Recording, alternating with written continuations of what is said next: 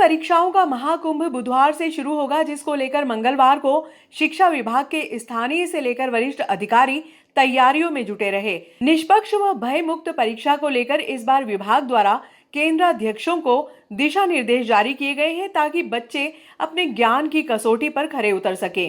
कक्षा 12वीं व 10वीं की बोर्ड परीक्षाओं का महाकुंभ का श्री गणेश बुधवार से शुरू होगा, जिसको लेकर मंगलवार के दिन पर्यवेक्षक से लेकर केंद्राध्यक्ष तक तैयारियों में जुटे रहे। माध्यमिक शिक्षा मंडल द्वारा इस बार बोर्ड परीक्षाओं में निष्पक्षता लाने के लिए प्रशासनिक सर्जरी की गई है। खासतौर विकास खंड के प्राचार्यों को अन्यत्र जगह केंद्राध्यक्ष बनाकर अन्य तहसीलों के प्राचार्यों को कमान सौंपी है। वहीं पर्यवेक्षक की गोपनीयता बनाए रखने के लिए बोर्ड द्वारा पुख्ता प्रबंध किए गए हैं। खाद्य शाखा के बनाए नगर पालिका में नाम होंगे संशोधित। राशन कार्ड में नाम जोड़ने व संशोधन करने की प्रक्रिया को सरल करने के लिए जन सुनवाई में सीएमओ ने संबंधित कर्मचारियों को निर्देश दिए। जल कार्य समिति प्रभारी प्रकाश जैन ने बताया कि राशन कार्ड में नाम जोड़ने व अन्य संशोधन के लिए हितग्राहियों को पहले खाद्य शाखा और इसके बाद नगर पालिका तक सफर तय करना पड़ रहा था। मंगलवार को जन सुनवाई के दौरान जैन की पहल पर सीएमओ जाट ने खाद्य शाखा पर बैठने वाले नगर पालिका कर्मी सिद्धू को नगर पालिका कार्यालय पर बैठने के निर्देश दिए, ताकि खाद्य पर्ची में संशोधन व कार्ड में संशोधन की प्रक्रिया को पूर्ण करने में आसानी हो सके। बुधवार से ये व्यवस्था नगर पालिका से संचालित होने लगेगी। एफएसओ समत खान ने नगर पालिका कर्मी सिद्धू को अपने कार्यालय से रिवील करने के ऑर्डर जारी कर दिए हैं, जिसमें सीएमओ जाट ने भी सहमति जताई है।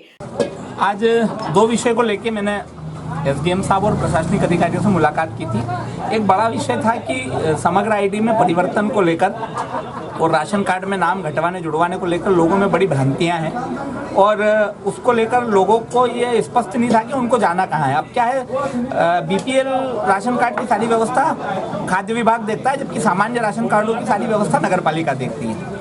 और समग्र आईडी को लेकर भी लोगों में कन्फ्यूजन था, तो मैंने आज संबंधित अधिकारियों से बात की और उनसे आग्रह किया कि दोनों विभाग के एक एक कर्मचारी एक ही जगह तय स्थान पर बैठें, ताकि जिसको जिस तरह का काम हो वो वहीं कर ले। कई बार क्या होता था कि खाद्य विभाग नगर पालिका के पास भेजता था और नगर पालिका खाद्य विभाग के पास भेजती थी, और व्यक्ति को पता नहीं होता था कि उसको काम कराना कहाँ है। तो कुल मिला के आज मेरे आग्रह के बाद ये तय हो गया है कि खाद्य विभाग का एक कर्मचारी पूरे समय नगर पालिका में बैठेगा, और फिर वो दोनों कर्मचारी, खाद्य विभाग का कर्मचारी और नगर पालिका का कर्मचारी, दोनों कोऑर्डिनेशन करके तय करेंगे कि संबंधित जो व्यक्ति आया उसका काम किसको करना है, और हाथों हाथ एक ही जगह से आदमी का काम हो जाएगा। लोगों को अब चक्कर काटने की जरूरत नहीं होगी।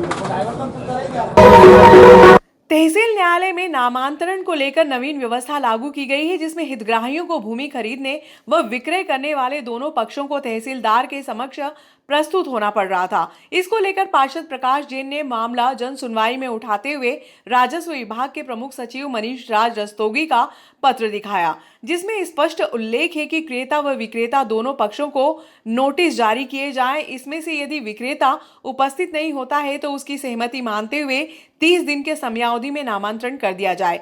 तहसील न्यायालय में दोनों पक्षों को उपस्थित होने की बात को लेकर विवाद हो रहे थे। मंगलवार को जन सुनवाई में प्रमुख सचिव के पत्र का हवाला देने के बाद अब नवीन व्यवस्था लागू होने से क्रेता पक्ष को राहत मिलेगी। नामांतरण मामलों में पिछले कई दिनों से एक अव्यवस्था जैसी स्थिति हमारी तहसील में बनी हुई थी।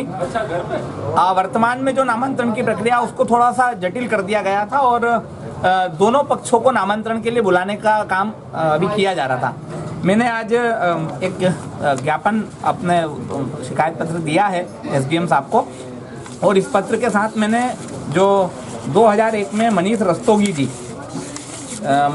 जी जो कि राजस्व विभाग के प्रमुख सचिव थे, उनका एक पत्र है, और उस पत्र में किस तरह की व्यवस्था होना चाहिए, नामांतरण के लिए क्या सरलीकरण कैसे होना चाहिए, और नामांतरण 30 दिन के अंदर हो जाए, लोगों को राहत मिल जाए, इसकी सारी व्यवस्था इस पत्र में लिखी हुई है। मैंने आज इस पत्र की कॉपी के साथ अपना ज्ञापन दिया है और प्रशासन से आग्रह किया है कि उस पर संज्ञान लें और जो नामांतरण की प्रक्रिया उसको शिथिल करें, नियमानुसार करें, ताकि लोगों को नामांतरण जैसे प्रकरणों में परेशानियों का सामना न करना पड़े। शासकीय उर्दू प्राथमिक विद्यालय के शिक्षक रजाक खान को विदाई समारोह पूर्वक दी गई। अब्दुल रजाक सर, जिनको मैंने बहुत करीब से देखा है, जाना है, जैसे सर ने कहा कि बिरियाखेड़ी से आपने अपना सेवा देना चालू करा था शिक्षा के क्षेत्र में, और आज उर्दू स्कूल नागदा, जहां आपका गृह निवास भी है और लोकल क्षेत्र भी कहेंगे। एक शेर मुखातिब करता हूँ स्कूल के लिए। फानूस बन के जिसकी हिफाजत हवा करे, वो शम्मा क्या बुझेगी जिसको रोशन खुदा करे। जो स्कूल के लिए आज बहुत ही फख्र का दिन है कि हमारे उर्दू टीचर के रजाक सर ने 23वें साल में इसको छोड़ के जाना है। 1901 में इसकी हमने मांग की थी, 2000 में हमारे को इसकी परमिशन मिली और पहली से 8वीं तक की परमिशन मिली। और हमने नागदा की जो नगर पालिका का परिसर है उसके अंदर हमारा स्कूल चला। उसके अंदर टीन वगैरह की अच्छी व्यवस्था नहीं थी। हमने राज्य सरकार से मांग करी और हमारे को ये 14 लाख रुपए की बिल्डिंग बनाने के लिए हम बहुत बहुत आभारी हैं। हमारे राजेंद्र खंडेलवाल की इस जमीन को उन्होंने दी और हम आभारी हैं बालेश्वर भैया जायसवाल के, जिन्होंने हमारे को इस शिक्षा विभाग की बिल्डिंग बनाने में जमीन की परमिशन दी। और हमारी अमन उर्दू एजुकेशन सोसाइटी ने अभी तक कार्य किया है और आगे भी करती रहेगी। और मैं रजाक सर को और जितना भी स्टाफ है मैं उसको बहुत बहुत मुबारकबाद देता हूँ। सही है वो आदरणीय रजाक सर और मेरे सभी प्यारे साथी, अब हम सेवानिवृत्ति को जो मूल्यांकन में परिवर्तित कर ही रहे हैं तो गम वाली तो कहीं कोई बात ही नहीं है। बस सर का जो वर्क फील्ड है वो चेंज हो गया है। अभी सर स्कूल में आके शिक्षा देते थे, अब सर के पास और भी बड़ा विस्तृत एरिया हो गया शिक्षा देने के लिए।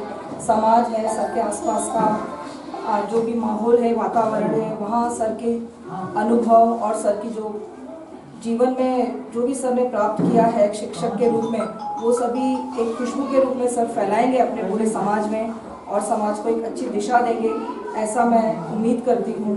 और आपने आदरणीय ने कहा है कि यहाँ पर शिक्षकों की अब कमी हो गई है, तो संकुल प्राचार्य होने के नाते यहाँ की व्यवस्थाओं को सुचारू रूप से चलाने के लिए मैं जो भी प्रयास होंगे मैं आप सभी लोगों के सहयोग से और हम हमारे अधिकारियों से इस बारे में बात करके अगले सत्र में, इस सत्र में तो संभव नहीं है, परंतु अगले सत्र में जुलाई से हम व्यवस्थाओं को सुचारू रूप से चलाने के लिए बिल्कुल प्रतिबद्ध है। जनाब अब्दुल रजाक सर, सहायक शिक्षक, शासकीय उर्दू माध्यमिक विद्यालय डिफेंस में नागदा जंक्शन। प्रकाश के बिना जीवन की कल्पना नहीं की जा सकती है और आपकी प्रतिभा की कभी बराबरी नहीं की जा सकती है। अब्दुल रजाक सर ने जो नाम कमाया है इस विभाग में, उसके लिए पंक्तियां लिखी नहीं जा सकती। धीरज रखने वाला आत्मविश्वास की नाव पर सवार होकर मुसीबत की नदी को सरलता से पार कर लेता है। ऐसे बिरले होते हैं जो सबके चहेते बन जाते हैं। जनाब अब्दुल रजाक सर ने स्वाभिमान कभी खोया नहीं और अभिमान ने आपको छुआ नहीं। आपकी विनम्रता के हम कायल हैं। आपकी कार्यशैली से प्रभावित होकर के आपका अभिनंदन कर स्कॉलर कॉन्वेंट स्कूल अपने आप को गौरवान्वित अनुभव करती है। जिन लोगों के चरित्र होते हैं, जिनके मुख पर आभा पाई जाती है, दिव्यता भव्यता जिनके मुख मंडल पर होती है, दूर जाने के बाद भी उनकी गाथा गाई जाती है। गुलराज अहमद शेख, प्राचार्य स्कॉलर कॉन्वेंट स्कूल, और बंटू भाई साथी, इनका परिवार। ओझा मार्ग महिला मंडल द्वारा रात्रि 9 बजे ओझा मार्ग में कृष्ण फाग उत्सव मनाया गया, जिसमें राधा कृष्ण की झांकी आकर्षण का केंद्र बिंदु बनी रही। होले होले मार काला पिचकारे, पिचकारे काला पिचकारे।